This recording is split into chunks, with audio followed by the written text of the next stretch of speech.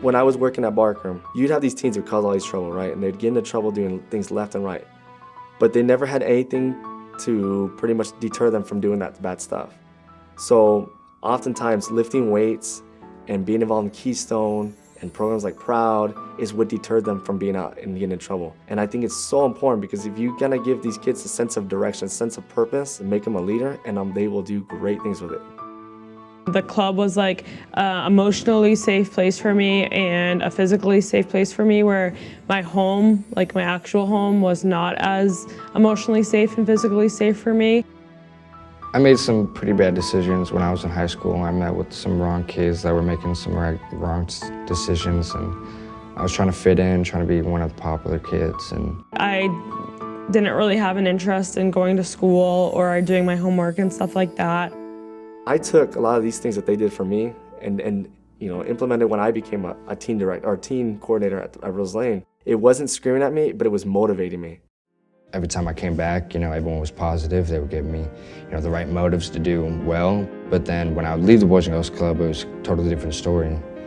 I know now that, that wasn't the right path to go on. When Caitlin found out that I wasn't doing good in school, she has pushed me ever since. I was a freshman in high school. If it wasn't for me being pushed, then I might have not even graduated high school. Now I'm working at the Boys and Girls Club. I'm trying to go back into school. I finally got my head in screwed tight, so I know for a fact I'm not going to go back into the same crowd or the same, stuff that I was doing. When I graduate college, just knowing that I did it and, beat all the struggles, it will be a great feeling.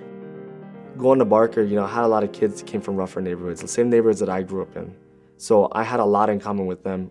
They became my kids, and every day I made it a point to tell them that at the end of the day, we're a family, Family's gonna fight, family's gonna have good times, but no matter what, we're always gonna stick together. I know what I've been through, so I know that I needed a mentor when I was growing up, so I wanna be that mentor, and I will use my degree in nonprofit to hopefully work my way up in the Boys and Girls Club and make an even bigger difference in kids' lives using my education. Well, now that I've been through, what I've gone through, I can teach the kids to go down the right path and, pick who their friends are, and, have pride and honor in who they are. It doesn't matter what you've been through, it doesn't matter what your grades are in school, it doesn't matter if you have enough money to come there. The Boys and Girls Club will work with you no matter what your circumstances are, and they really will help you to become a better person. I feel it's so important that people should donate to these programs, not just invest money in just one specific location, spread out the wealth, because, that's what's going to bring the kids in. The new computers, the new art programs, the new music programs, that's the stuff that the kids love doing. That's the stuff that you can just keep giving and giving and giving, and kids will get more out of it. The Angels campaign creates a legacy of hope for the Boys and Girls Clubs of Greater Scottsdale. It's something that we've all, helped grow, and it's incredible.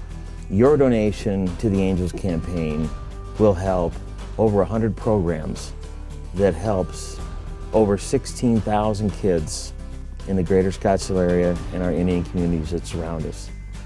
And 97 cents of every dollar that you donate goes to these programs.